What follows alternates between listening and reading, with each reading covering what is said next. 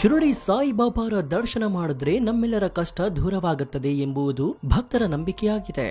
ಈ ಕಾರಣಕ್ಕಾಗಿಯೇ ಪ್ರತಿದಿನ ಲಕ್ಷಾಂತರ ಭಕ್ತರು ಶಿರಡಿ ಧಾಮಕ್ಕೆ ಬಾಬಾರ ದರ್ಶನಕ್ಕೆ ಬರ್ತಾರೆ. ಸಾಯಿಬಾಬಾರು ತಮ್ಮ ಇಡೀ ಜೀವನವನ್ನ ಫಕೀರರಾಗಿ ಸಮಾಜ ಕಲ್ಯಾಣಕ್ಕಾಗಿ ಕಳೆದವರು. ಯಾರಿಗಾದ್ರೂ ತೊಂದರೆಯಾದ್ರೆ ಬಾಬಾರವರೇ ದುಃಖಿಸ್ತಾ ಇದ್ರು. ಹಾಗಾದ್ರೆ ಸಾಯಿಬಾಬಾರ ಅಂತಿಮ ದಿನಗಳು ಹೇಗಿತ್ತು ಗೊತ್ತಾ? ಸಾಯಿಬಾಬಾ ಎಂದ್ರೆ ಯಾರು? ಸಾಯಿಬಾಬಾ ಹಿಂದೂನಾ ಅಥವಾ ಮುಸ್ಲಿಮಾ? ಸಾಯಿಬಾಬಾ ನಿಜವಾಗ್ಲೂ ದೇವರ ಅಥವಾ ಸಾಮಾನ್ಯ ಮನುಷ್ಯರ? ಬದುಕಿದ್ದಾಗ ಸಾಯಿಬಾಬಾ ಮಾಡಿದ ಪವಾಡಗಳು ಏನು? ಅಷ್ಟಕ್ಕೂ ಸಾಯಿಬಾಬಾ ಮರಣ ಅದೆಷ್ಟು ಘೋರವಾಗಿತ್ತು ಅಂತ ಕೇಳಿದ್ರೆ ನಿಜಕ್ಕೂ ನೀವು ಶಾಕ್ ಆಗ್ತೀರಾ. ಅಯ್ಯೋ, ಒಂದೇ ಒಂದು ಚಿಕ್ಕ ಘಟನೆಯಿಂದ ಸಾಯಿಬಾಬಾ ಮರಣ ಹೊಂದಿದ್ರಲ್ಲ ಅಂತ ನಿಮಗೆ ದುಃಖ ಕೂಡ ಆಗುತ್ತೆ. ಈ ರೀತಿ ಸಾಯಿಬಾಬಾ ಬಗ್ಗೆ ಇರುವ ಒಂದೊಂದು ರಹಸ್ಯವನ್ನ ಇವತ್ತಿನ ಈ ವಿಡಿಯೋದಲ್ಲಿ ನೋಡೋಣ. ವಿಡಿಯೋ ತುಂಬಾ ಇಂಟ್ರೆಸ್ಟಿಂಗ್ ಆಗಿರುತ್ತೆ, ಪೂರ್ತಿಯಾಗಿ ನೋಡಿ. ಈ ಮಾಹಿತಿಗಳನ್ನೆಲ್ಲ ತುಂಬಾ ಕಷ್ಟಪಟ್ಟು ನಿಮಗೆ ತಿಳಿಸೋದಕ್ಕೆ ಒಂದು ಪ್ರಯತ್ನವನ್ನ ಮಾಡಿದ್ದೇನೆ. ನನ್ನ ಈ ಶ್ರಮಕ್ಕೆ ನಿಮ್ಮಿಂದ ಬಯಸೋದು ಕೇವಲ ಒಂದೇ ಒಂದು ಮೆಚ್ಚುಗೆ, ಅಂದ್ರೆ ಲೈಕ್ ಮಾತ್ರ. ಕೊಟ್ರ ಲೈಕು, ಜೊತೆಗೆ ನೀವೇನಾದ್ರೂ ಸಾಯಿಬಾಬಾರ ಭಕ್ತರಾಗಿದ್ರೆ ಜೈ ಸಾಯಿರಾಮ್ ಅಂತ ಕಮೆಂಟ್ ಮಾಡಿ. ಸೊ ಇನ್ಯಾಕ್ ತಡ, ಬನ್ನಿ ಸುದ್ದಿ ಜಾಲದೊಳಗೆ ಹೋಗೋಣ.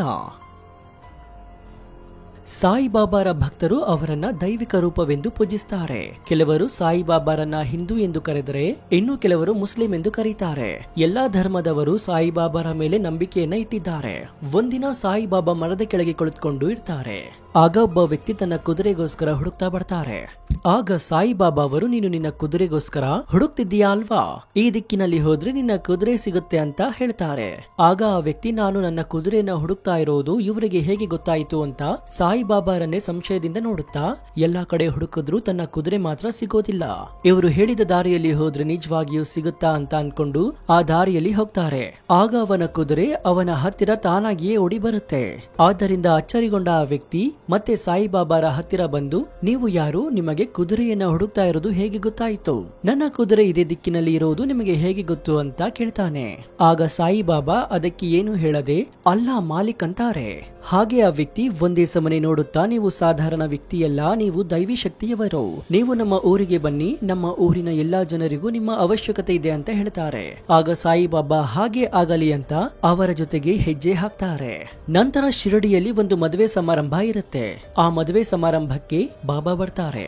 ಶಿರಡಿಯ ದೇವಸ್ಥಾನದ ಪೂಜಾರಿ ಬಾಬಾ ಬರ್ತಾ ಇದ್ದಂತೆ ತುಂಬಾ ಖುಷಿಯಿಂದ ಜೈ ಸಾಯಿರಾಮ್ ಅಂತ ಹೇಳ್ತಾರೆ. ಅಂದಿನಿಂದ ಬಾಬಾರನ್ನ ಸಾಯಿಬಾಬಾ ಅಂತ ಕರೆಯೋದಕ್ಕೆ ಶುರು ಮಾಡ್ತಾರೆ. ಅಂದಿನಿಂದಲೇ ಸಾಯಿಬಾಬಾ ಶಿರಡಿಯಲ್ಲಿ ಒಂದು ಮರದ ಕೆಳಗೆ ವಾಸ ಮಾಡ್ತಾರೆ. ಆದ್ರೆ ಒಮ್ಮೆ ಅತಿ ಜೋರಾಗಿ ಮಳೆ ಬಂದು ನಿರಂತರವಾಗಿ ಒಂದು ವಾರದವರೆಗೆ ರಭಸವಾಗಿ ಮಳೆ ಸುರಿಯುತ್ತೆ. ಇದರಿಂದ ಮಂಡಿ ಉದ್ದಕ್ಕೂ ನೀರು ನಿಂತಿದ್ರು ಸಾಯಿಬಾಬಾ ಮಾತ್ರ ಧ್ಯಾನದಲ್ಲಿ ಮಗ್ನನಾಗಿರ್ತಾರೆ. ಆಗ ಸಾಯಿಬಾಬಾರನ್ನ ಕಂಡ ಜನರು, ಇಂತಹ ಧಾರಾಕಾರ ಮಳೆಯಲ್ಲಿ ಸುಮ್ಮನೆ ಕುಳಿತಿದ್ದಾರಲ್ಲ, ಇವರು ಎಂಥ ಹುಚ್ಚರು ಅಂತ ಹಾಡ್ಕೊಳ್ತಾರೆ. ಇನ್ನು ಕೆಲವರು, ಇಂಥ ಮಳೆಯಲ್ಲೂ ಇಷ್ಟೆಲ್ಲ ತೊಂದರೆಯಲ್ಲಿಯೂ ಧ್ಯಾನದಲ್ಲಿ ಮಗ್ನರಾಗಿದ್ದಾರಲ್ಲ, ಇವರು ಎಂಥ ಮಹಾನುಭಾವ ಅಂತ ಭಾವಿಸಿ ನೀವು ಇನ್ನು ಮುಂದೆ ಮಸೀದಿಯಲ್ಲಿ ಇರಿ ಅಂತ ಕೇಳಿಕೊಳ್ತಾರೆ. ಆ ಮಾತಿಗೆ ಒಪ್ಪಿ ಅಂದಿನಿಂದ ಸಾಯಿಬಾಬಾ ಒಂದು ಪಾಳು ಬಿದ್ದಿರುವ ಮಸೀದಿಯಲ್ಲಿ ವಾಸ ಮಾಡ್ತಾರೆ. ಆನಂತರ ಬಾಬಾ ಮನೆ ಮನೆಗೆ ಭಿಕ್ಷೆಗೆ ಹೋಗ್ತಾರೆ. ಆಗ ಯಾರ ಮನೆಯಲ್ಲೂ ಸಹ ಒಂದು ತುತ್ತು ಊಟವನ್ನು ಸಹ ಕೊಡೋದಿಲ್ಲ. ಕೊನೆಗೆ ಬಾಬಾ ಬಾಯಿಜಾಬಾಯಿ ಎಂಬ ಹೆಂಗಸಿನ ಮನೆಗೆ ಭಿಕ್ಷೆಗೆ ಹೋಗ್ತಾರೆ. ಅವಳು ಕೂಡ ನನ್ನ ಮನೆಯಲ್ಲಿ ಊಟ ಇಲ್ಲ ಅಂತ ಹೇಳ್ತಾಳೆ.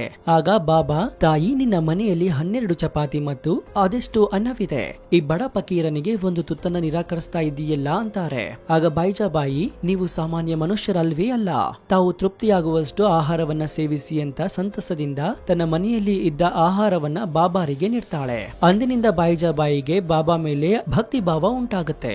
ಪ್ರತಿದಿನ ಬಾಬಾಗೆ ಊಟವನ್ನ ನೀಡದೆ ಆಹಾರವನ್ನು ಸೇವಿಸಬಾರದೆಂದು ನಿಶ್ಚಿತ ಮಾಡಿಕೊಳ್ತಾಳೆ. ಬಾಬಾ ಎಲ್ಲಿಯೇ ಇದ್ದರೂ ಕೂಡ ಬಾಬಾರನ್ನ ಹುಡುಕಿಕೊಂಡು ಹೋಗಿ ಆಹಾರವನ್ನ ನೀಡ್ತಾಳೆ. ನಂತರ ಬಾಬಾ ತಾನು ವಾಸ ಮಾಡ್ತಿದ್ದ ಪಾಳು ಬಿದ್ದ ಮಸೀದಿಯಲ್ಲಿ ದೀಪವನ್ನ ಹಚ್ಚೋದಕ್ಕೆ ನೋಡ್ತಾರೆ. ಆದ್ರೆ ಎಣ್ಣೆ ಇಲ್ಲದ ಕಾರಣ ಬಾಬಾ ಅಂಗಡಿಗೆ ಹೋಗಿ ಎಣ್ಣೆಯನ್ನ ಕೊಡಿ, ದೀಪವನ್ನ ಹಚ್ಚಬೇಕು ಅಂತ ಕೇಳ್ತಾರೆ. ಆಗ ಬಾಬಾರನ್ನ ದ್ವೇಷ ಮಾಡ್ತಿದ್ದ ಕೆಲವೊಂದಿಷ್ಟು ಜನ ಅಂಗಡಿಯವನ ಹತ್ತಿರ ನಿಂತು, ಆ ಹುಚ್ಚು ಫಕೀರ ಇಲ್ಲಿಗೆ ಬರ್ತಾನೆ, ಅವನಿಗೆ ಎಣ್ಣೆಯನ್ನ ಕೊಡಬಾರ್ದು ಅಂತ ಹೇಳ್ತಾನೆ. ಆಗ ಬಾಬಾ ಅಂಗಡಿಗೆ ಬಂದು, ದೀಪಾವಳಿ ಇದೆ, ಎಣ್ಣೆಯನ್ನ ಕೊಡಿ, ದೀಪವನ್ನ ಹಚ್ಚಬೇಕು ಅಂತ ಕೇಳಿಕೊಳ್ತಾರೆ.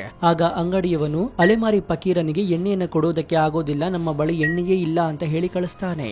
ಆಗ ಸಾಯಿಬಾಬಾ ಬಹಳ ಸಂತೋಷದಿಂದ ಇರಲಿ ಪರವಾಗಿಲ್ಲ ಅಂತ ಹೇಳಿ ಮಸೀದಿ ಕಡೆ ಹೋಗ್ತಾರೆ. ಬಾಬಾರ ಹಿಂದೆಯೇ ದ್ವೇಷಿಗಳು ಸಹ ಹೋಗ್ತಾರೆ.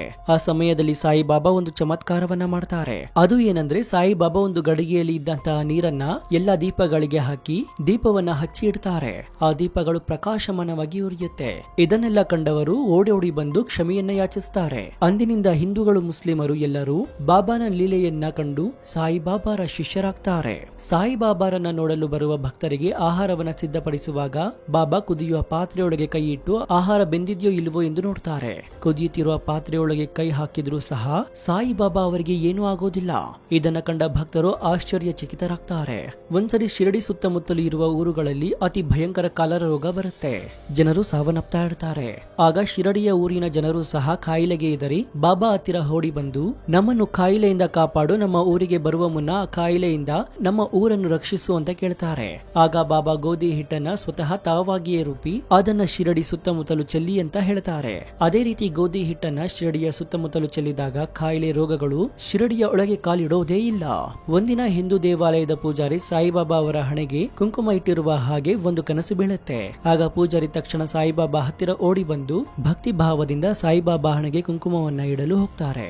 ಆಗ ಕೆಲವು ಮುಸ್ಲಿಮರು ಮುಂದೆ ಬಂದು ಬಾಬಾ ಒಬ್ಬ ಮುಸ್ಲಿಮರೆಂದು ಭಾವಿಸಿ ಬಾಬಾರ ಹಣೆಗೆ ಕುಂಕುಮವನ್ನ ಇಡಲು ಹೋದ ಪೂಜಾರಿಗೆ ಶಿಕ್ಷೆಯನ್ನು ನೀಡಲು ಹೋದಾಗ ಅದನ್ನ ಗಮನಿಸಿದ ಸಾಯಿಬಾಬಾ ನನ್ನ ಹಣೆಗೆ ಕುಂಕುಮವನ್ನ ಇಡು, ಇದನ್ನು ಯಾರು ತಡೆಯುತ್ತಾರೋ ನಾನು ನೋಡುತ್ತೇನೆ ಅಂತ ಕೋಪಗೊಳ್ತಾರೆ. ಮುಸ್ಲಿಮರು ಅದನ್ನು ತಡೆಯೋದಕ್ಕೆ ಹಿಂದೇಟು ಹಾಕ್ತಾರೆ. ಅಂದಿನಿಂದ ಅವರು ಅವರವರ ಧರ್ಮದನುಸಾರವಾಗಿ ಸಾಯಿಬಾಬಾರನ್ನ ಪೂಜಿಸೋದಕ್ಕೆ ಶುರು ಮಾಡ್ತಾರೆ. ನೀವು ಯಾವ ಧರ್ಮದವರಾದರೇನು ಒಳ್ಳೆಯ ಕೆಲಸವನ್ನ ಮಾಡಿ ಭೇದ ಭಾವನೆಗಳಿಂದ ಯಾವುದೇ ಪ್ರಯೋಜನಗಳಿಲ್ಲ. ಎಲ್ಲರೂ ಒಂದಾಗಿ ಹಿಂದೂ ಮುಸ್ಲಿಮರ ಮಧ್ಯೆ ಸಾಮರಸ್ಯವನ್ನ ಉಂಟು ಮಾಡಿದ್ರು. ಆದ್ರೆ ಸಾಯಿಬಾಬಾ ಮಾತ್ರ ತಾವು ಯಾವ ಧರ್ಮದವರು ಅಂತ ಯಾರ ಬಳಿಯೂ ಹೇಳೋದಿಲ್ಲ. ಇಷ್ಟೆಲ್ಲ ಒಳ್ಳೆ ಗುಣಗಳನ್ನ ಸಾರುತ್ತಿದ್ದ ಸಾಯಿಬಾಬಾ ಕೊನೆಗೆ ಕೇವಲ ಒಂದೇ ಒಂದು ಚಿಕ್ಕ ಘಟನೆಯಿಂದಾಗಿ ಸಾವನ್ನಪ್ತಾರೆ ಅಂದ್ರೆ ನೀವು ನಂಬ್ತೀರಾ? ಹೌದು. ಒಂದು ಇಟ್ಟಿಗೆಯನ್ನ ಸಾಯಿಬಾಬಾ ಗುರುಪ್ರಸಾದವಾಗಿ ಪ್ರಾಣ ಪ್ರಧಾನವಾಗಿ ಗೌರವಿಸ್ತಾ ಇದ್ರು. ರಾತ್ರಿ ಇಡೀ ಆ ಇಟ್ಟಿಗೆಯನ್ನ ತಲೆ ಕೆಳಗೆ ಇಟ್ಟುಕೊಂಡು ಮಲಗ್ತಾ ಇದ್ರು. ಆದ್ರೆ ಒಂದು ದಿನ ಸಾಯಿಬಾಬಾರ ಆಪ್ತ ಸೇವಕ ಮಸೀದಿಯಲ್ಲಿ ಕಸವನ್ನ ಗುಡಿಸುವಾಗ ಅಕಸ್ಮಾತ್ ಆಗಿ ಹಾಸಿಗೆ ಕೆಳಗಿದ್ದ ಇಟ್ಟಿಗೆ ಕೆಳಗೆ ಬಿದ್ದು ಒಡೆದು ಹೋಗುತ್ತೆ. ಅದನ್ನ ಕಂಡ ಬಾಬಾ, ಹೋ, ಇಟ್ಟಿಗೆ ಹೊಡೆದು ಹೋಯ್ತಾ? ಹೊಡೆದಿದ್ದು ಇಟ್ಟಿಗೆಯಲ್ಲ, ನನ್ನ ಪ್ರಾಣ. ನಾನಿನ್ನು ಹೆಚ್ಚು ಸಮಯ ಬದುಕೋದಿಲ್ಲ ಅಂತ ಹೇಳ್ತಾರೆ. ಆಗ ಈ ವಿಷಯ ಎಲ್ಲರಿಗೂ ತಿಳಿದು ಬಾಬಾ ಹತ್ತಿರ ಓಡೋಡಿ ಬರ್ತಾರೆ. ಸಮಯ ಕಳೆಯುತ್ತಾ ನಿಧಾನವಾಗಿ ಬಾಬಾ ತಮ್ಮ ಕಣ್ಣುಗಳನ್ನ ಸ್ವಲ್ಪವೇ ಮುಚ್ತಾ ಇರ್ತಾರೆ. ಬಾಬಾ ಭಕ್ತರು ಬಾಬಾ ನಮ್ಮನ್ನ ಬಿಟ್ಟು ಹೋಗ್ಬೇಡಿ ಅಂತ ನೋವಿನಿಂದ ಕೂಗುತ್ತಲೇ ಇರ್ತಾರೆ. ಅಯ್ಯೋ ಹುಚ್ಚರೇ, ನಾನು ಎಲ್ಲಿಗೂ ಹೋಗೋದಿಲ್ಲ, ನಾನು ನಿಮ್ಮ ಜೊತೆಯಲ್ಲೇ ಇರ್ತೇನೆ, ಕೇವಲ ನನ್ನ ದೇಹಕ್ಕಷ್ಟೇ ಸಾವು ಅಂತ ಹೇಳ್ತಾರೆ. ಅಕ್ಟೋಬರ್ 15, 1918ರಂದು ವಿಜಯದಶಮಿಯಂದೇ ಸಾಯಿಬಾಬಾ ಅವರು ಮರಣ ಹೊಂತಾರೆ.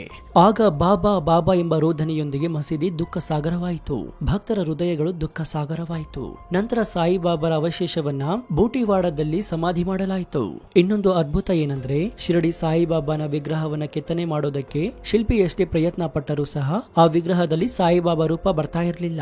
ಕೊನೆಗೆ ಸಾಯಿಬಾಬಾರನ್ನ ಪ್ರಾರ್ಥನೆ ಮಾಡಿಕೊಂಡು ಮಲಗಿದಾಗ ಸಾಯಿಬಾಬಾ ಶಿಲ್ಪಿ ಕನಸಿನಲ್ಲಿ ಬಂದು ನನ್ನನ್ನ ಸರಿಯಾಗಿ ನೋಡಿಕೋ, ಮತ್ತೆ ನೋಡ್ಬೇಕಂದ್ರೆ ಅದು ಸಾಧ್ಯವಾಗೋದಿಲ್ಲ ಅಂತ ಹೇಳ್ತಾರೆ. ಬಾಬಾರ ದರ್ಶನದಿಂದ ಸ್ಫೂರ್ತಿಯನ್ನ ಪಡೆದಂತಹ ಶಿಲ್ಪಿ ಸಾಯಿಬಾಬಾರ ಅಂದವಾದ ವಿಗ್ರಹವನ್ನ ಕೆತ್ತಿದ್ರು. ಆ ವಿಗ್ರಹವೇ ಇಂದಿಗೂ ಶಿರಡಿಯಲ್ಲಿ ಭಕ್ತರಿಗೆ ದರ್ಶನವನ್ನ ನೀಡ್ತಾ ಇದೆ. ಜೊತೆಗೆ ಅದೇ ವಿಗ್ರಹದ ಕೆಳಗೆ ಸಾಯಿಬಾಬಾರ ಸಮಾಧಿ ಇದೆ. ಇಂದಿಗೂ ಕೋಟ್ಯಾಂತರ ಭಕ್ತರು ಶಿರಡಿ ಸಾಯಿಬಾಬಾರ ಸಮಾಧಿ ದರ್ಶನವನ್ನ ಮಾಡ್ತಿದ್ದಾರೆ. ನಾವು ಕೊಟ್ಟ ಈ ಮಾಹಿತಿ ನಿಮಗೆ ಇಷ್ಟವಾದಲ್ಲಿ ಒಂದು ಲೈಕ್, ಜೊತೆಗೆ ನಿಮ್ಮ ಅನಿಸಿಕೆ ಏನು ಅಂತ ಕಮೆಂಟ್ ಮೂಲಕ ತಿಳಿಸಿ. ಇದರಿಂದ ನಮಗೆ ಇನ್ನೂ ಹೆಚ್ಚೆಚ್ಚು ವಿಷಯಗಳನ್ನ ನಿಮ್ಮ ಮುಂದೆ ಹಂಚಿಕೊಳ್ಳಲು ಉತ್ಸುಕರಾಗ್ತೀವಿ. ಇನ್ನು ನಮ್ಮ ಚಾನೆಲ್ ನಲ್ಲಿ ಇಂತಹ ಅನೇಕ ಕುತೂಹಲಕಾರಿ ವಿಡಿಯೋಗಳು ಇವೆ, ಅದನ್ನು ನೋಡಿ ಪ್ರೋತ್ಸಾಹಿಸಿ. ಧನ್ಯವಾದ.